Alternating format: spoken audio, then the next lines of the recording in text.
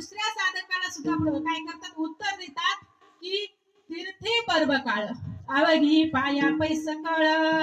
इकडे काय म्हणले, जे तीर्थ आहेत, जी संतांच्या चरणाची अपेक्षा करतात, असा शक्ती महिमा दुसऱ्या साधकाला तुकोबारायांना काय केलेला आहे, सांगितलेला आहे.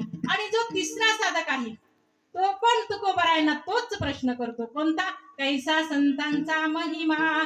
तेव्हा तिसऱ्या साधकालाही तुकोबाराय काय करतात, उत्तर देतात. काय उत्तर देतात की तुका म्हणे देवा त्यांची केली पावे सेवा.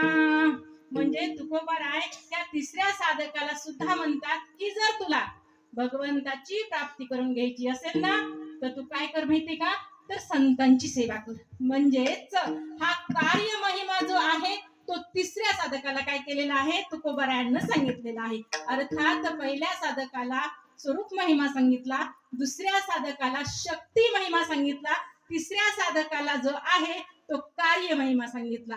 मग आता म्हणले असा संतांचा महिमा आहे,